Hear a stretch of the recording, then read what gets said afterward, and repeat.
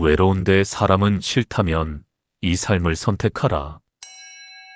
고요한 집 안에서 시계 초침 소리만 째깍째깍 들리는 그 순간, 세상에 나 혼자만 남겨진 것 같은 그 막막함을 당신도 알고 계실 겁니다. 밤이 되면 더 심해집니다. 어떤 날은 용기를 내서 친구에게 먼저 연락을 해봅니다.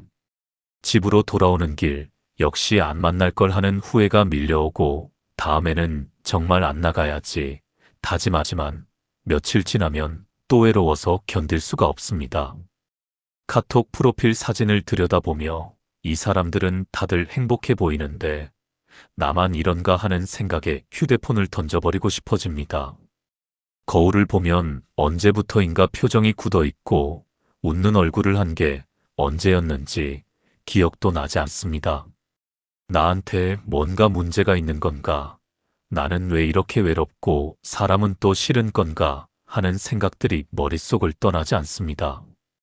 부처님께서는 법구경에서 이렇게 말씀하셨습니다. 혼자 있음을 즐기고 홀로 거처하며 스스로를 다스리는 자는 숲속에서 기쁨을 얻느니라. 이 말씀은 단순히 사람을 피하고 은둔하라는 뜻이 아닙니다. 진정한 의미는 외부의 관계에 의존하지 않고도 내면에서 평화를 찾을 수 있는 힘을 기르라는 가르침입니다. 우리가 느끼는 이 모순된 감정, 외로운데 사람은 싫다는 이 마음 상태는 사실 매우 자연스러운 것입니다. 이것은 우리가 두 가지 집착 사이에서 갈등하고 있다는 신호입니다. 하나는 관계에 대한 집착이고 다른 하나는 홀로 있음에 대한 두려움입니다. 부처님께서는 화엄경에서 일체유심조라고 하셨습니다. 모든 것은 마음이 만들어낸다는 뜻입니다. 외로움도 사람이 싫은 감정도 모두 우리 마음이 만들어낸 하나의 현상일 뿐입니다. 문제는 관계 자체가 아니라 관계에 대한 우리의 기대와 집착에 있습니다. 우리는 사람들에게서 외로움을 채워주고 인정받고 위로받기를 기대합니다. 하지만 그 기대가 충족되지 않으면 실망하고 상처받고 결국 사람이 싫어지는 것입니다. 동시에 혼자 있을 때 느끼는 공허함은 내면의 평화를 찾지 못했기 때문에 생기는 괴로움입니다. 부처님께서는 팔정도를 통해 올바른 길을 제시하셨습니다. 그 중에서도 정견, 즉 올바른 견해를 가지는 것이 가장 중요합니다. 외로움과 고독을 올바르게 이해하는 것이 첫 번째 단계입니다. 외로움은 다른 사람이 없어서 생기는 것이 아니라 자신과의 관계가 단절되어 있을 때 생기는 감정입니다. 사람이 싫다는 것도 사람 자체가 문제인 것이 아니라 관계에서 오는 기대와 실망의 반복이 우리를 지치게 만드는 것입니다. 부처님께서는 중도의 길을 가르쳐 주셨습니다. 극단적인 고립도 아니고 과도한 사교도 아닌 중간의 길입니다. 이것은 사람과의 관계를 완전히 끊으라는 뜻이 아닙니다. 관계에 대한 집착을 내려놓고 홀로 있음에 대한 두려움도 내려놓으라는 의미입니다. 진정한 자유는 혼자 있어도 외롭지 않고 사람들과 함께 있어도 얽매이지 않는 상태에 있습니다. 이런 상태를 부처님께서는 독립자존이라고 부르셨습니다. 스스로 서서 스스로를 존중하며 어떤 상황에서도 평화로운 마음을 유지하는 것입니다. 부처님께서는 또한 사성제를 통해 고통의 원인과 해결책을 명확히 밝혀주셨습니다. 우리가 느끼는 괴로움은 집착에서 비롯됩니다. 외롭지 않기를 집착하고 사람들에게 인정받기를 집착하고 관계 가나를 채워주기를 집착합니다. 이 집착을 내려놓을 때 비로소 진정한 평화가 찾아옵니다. 실제로 이런 가르침을 실천하신 분의 이야기를 들려드리겠습니다. 7순이 넘으신 김할머니께서는 남편을 여의고 자녀들도 다 독립한 후 심한 외로움에 시달리셨습니다. 처음에는 친구들을 자주 만나고 동창회며 각종 모임에 열심히 나가셨습니다. 하지만 모임에서 돌아올 때마다 더 큰 허탈감을 느끼셨습니다. 사람들과 함께 있어도 진정한 교감이 느껴지지 않고 오히려 서로 비교하고 자랑하는 이야기들에 마음만 상하셨습니다. 누구는 자녀가 의사가 되었다. 누구는 손주가 몇 명이다. 누구는 해외여행을 다녀왔다는 이야기들 속에서 자신의 처지가 초라하게 느껴졌습니다. 그래서 모임을 피하기 시작했는데 이번에는 혼자 있는 시간이 너무 고통스러웠습니다. 아침에 일어나면 온종일 무엇을 해야 할지 막막하고 시계만 쳐다보며 시간이 가기를 기다리는 날들이 계속되었습니다. 텔레비전을 켜놓아도 내용이 귀에 들어오지 않고 책을 펴들어도 글자가 눈에 들어오지 않았습니다. 어느 날 절에 가셨다가 스님께 이 고민을 말씀드렸습니다. 스님께서는 김할머니께 매일 아침 혼자 30분씩 산책하며 자신의 호흡을 관찰하는 수행을 권하셨습니다. 처음에는 산책하는 동안에도 온갖 생각들이 머릿속을 떠나지 않았습니다. 자녀들 걱정, 친구들에 대한 섭섭함, 지나간 날들에 대한 후회가 끊임없이 올라왔습니다. 왜 나는 이렇게 외로운가? 왜 사람들과 어울리지 못하는가? 나한테 무슨 문제가 있는 건가 하는 자책의 생각들이 계속 돌았습니다. 하지만 스님께서 가르쳐 주신 대로 그런 생각들이 올라올 때마다 호흡으로 다시 돌아오는 연습을 했습니다. 들숨과 날숨을 세심하게 관찰하고 발걸음 하나하나에 집중하며 걸었습니다. 한 달, 두 달이 지나면서 점차 변화가 일어나기 시작했습니다.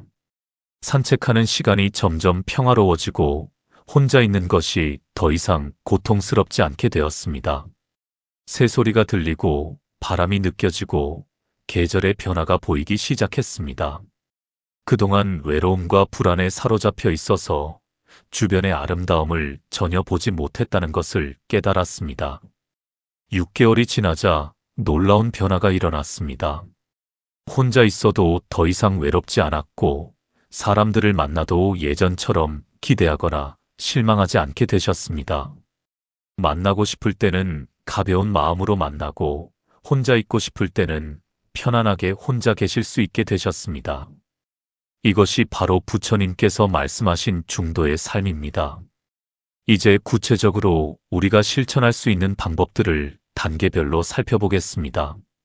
첫 번째 단계는 자신의 감정을 있는 그대로 인정하고 받아들이는 것입니다.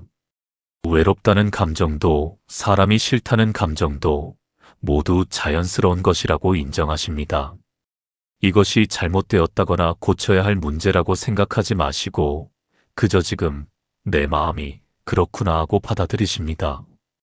아침에 일어나서 5분이라도 좋으니 조용히 앉아서 자신의 마음 상태를 관찰하는 시간을 가지십니다. 오늘 내 마음이 어떤지, 몸은 어떤지, 무엇이 필요한지 스스로에게 물어보십니다. 이런 작은 실천이 자신과의 관계를 회복하는 첫걸음이 됩니다. 두 번째 단계는 혼자 있는 시간의 질을 높이는 것입니다. 단순히 혼자 있는 것이 아니라 그 시간을 의미 있게 채우는 연습을 하십니다. 산책을 하시든, 책을 읽으시든, 차를 마시시든 그 순간에 온전히 집중하십니다. 텔레비전을 켜놓고 멍하니 있는 것이 아니라 의식적으로 혼자 있음을 즐기는 연습을 하십니다. 혼자 있을 때 무엇을 하면 마음이 평화로워지는지 찾아보십니다. 어떤 분은 뜨개질을 하실 때, 어떤 분은 정원을 가꾸실 때 마음이 편안해집니다. 자신만의 평화로운 시간을 만드는 방법을 찾으십니다. 세 번째 단계는 관계에 대한 기대를 내려놓는 것입니다. 사람들이 나를 이해해주고 위로해주고 채워줄 것이라는 기대를 내려놓으십니다. 대신 그저 인연이 닿은 사람들과 자연스럽게 만나고 헤어지는 것으로 충분하다고 생각하십니다. 누군가 연락하지 않는다고 섭섭해하지 말고 연락이 오면 반갑게 받아들이십니다. 모임에서 누가 나를 챙겨주지 않았다고 서운해하지 말고 내가 먼저 다른 사람을 배려하는 마음을 가지십니다. 기대를 내려놓으면 실망도 줄어들고 관계에서 오는 스트레스도 자연스럽게 줄어듭니다. 네 번째 단계는 자신만의 경계선을 정하는 것입니다. 어떤 관계는 유지하고 싶고 어떤 관계는 정리하고 싶은지 솔직하게 살펴보십니다. 모든 모임에 참석할 필요도 없고 모든 연락에 즉시 답할 필요도 없습니다. 자신의 에너지와 마음 상태를 고려해서 건강한 경계선을 만드십니다. 거절할 때는 미안해하지 말고 정중하지만 분명하게 자신의 의사를 전하십니다. 처음에는 어렵겠지만 연습하다 보면 점점 편해집니다. 자신을 돌보는 것이 이기적인 것이 아니라 필요한 것임을 기억하십니다. 5번째 단계는 질 높은 관계에 집중하는 것입니다. 많은 사람을 만나는 것보다 정말 마음이 통하는 한두 명과 깊이 있는 대화를 나누십니다.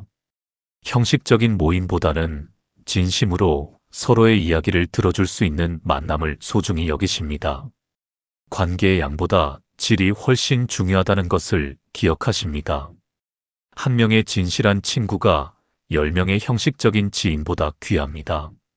정말 마음을 나눌 수 있는 사람과의 관계를 깊이 있게 가꾸어 나가십니다. 6번째 단계는 봉사와 나눔을 통해 의미를 찾는 것입니다. 부처님께서는 자비행을 강조하셨습니다. 혼자 있을 때 느끼는 공허함은 때로 자신만 생각하기 때문에 생기는 것입니다. 절에서 하는 무료 급식 봉사나 동네 어르신들을 위한 작은 봉사활동에 참여해 보십니다. 나보다 어려운 이들을 돕는 과정에서 삶의 의미와 보람을 발견하게 됩니다. 누군가에게 도움이 된다는 것, 세상에 작은 보탬이 된다는 것이 큰 위로가 됩니다. 일주일에 한 번이라도 좋으니 자신을 넘어서 남을 위하는 시간을 가져보십니다. 7번째 단계는 자연과 함께하는 시간을 늘리는 것입니다. 공원을 산책하시거나 화분에 꽃을 심어 돌보시거나 창밖의 하늘과 구름을 바라보는 시간을 가지십니다. 자연은 말없이 우리 곁에 있으면서도 그 어떤 사람보다 깊은 평화를 선물해 줍니다.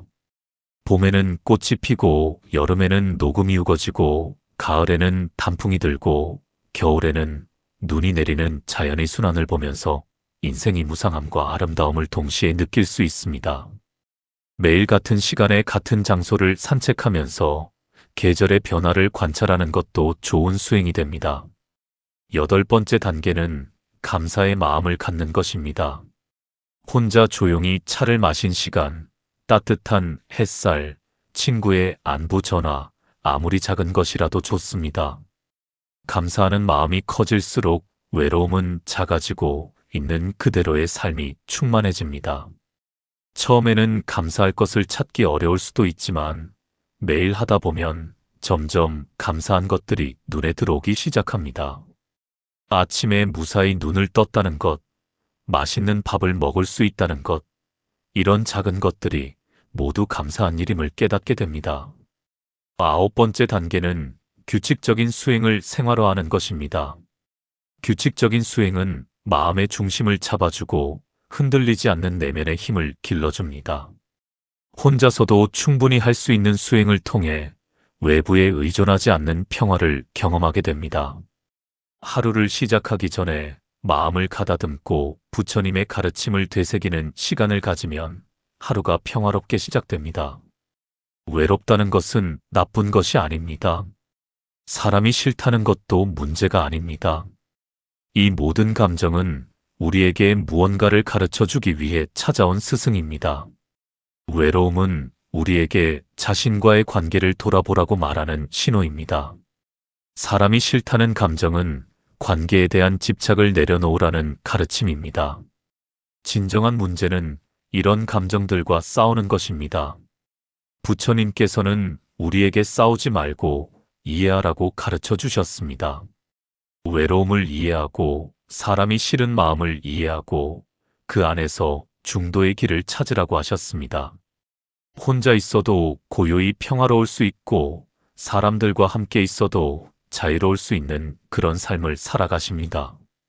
이것이 바로 부처님께서 보여주신 독립자존의 삶이고 진정한 자유의 길입니다. 길은 이미 우리 앞에 놓여 있습니다. 다만 그 길을 걷기 시작하는 용기가 필요할 뿐입니다. 오늘부터 작은 것 하나라도 실천해 보십니다. 아침에 혼자 조용히 차 한 잔 마시는 것부터 시작해도 좋습니다. 한 달에 한 번, 정말 만나고 싶은 친구 한 명과 깊은 대화를 나누는 것도 좋습니다. 매일 밤 감사한 일 3가지를 떠올리며 잠드는 것도 좋습니다. 작은 실천들이 모여서 큰 변화를 만들어냅니다. 한 걸음 한 걸음 천천히 가도 괜찮습니다. 중요한 것은 방향이지 속도가 아닙니다. 부처님의 가르침을 따라 조금씩 나아가다 보면 어느새 당신은 외로움과 사람에 대한 두려움에서 자유로워진 자신을 발견하게 될 것입니다. 그리고 언제나 기억하십니다. 당신은 혼자가 아닙니다. 부처님의 가르침이 항상 곁에 있고 수많은 보살님들이 함께 이 길을 걷고 있습니다. 당신의 마음속 부처님이 당신을 항상 지켜주고 계신다는 것을 믿으십니다. 오늘부터 새로운 삶이 시작됩니다.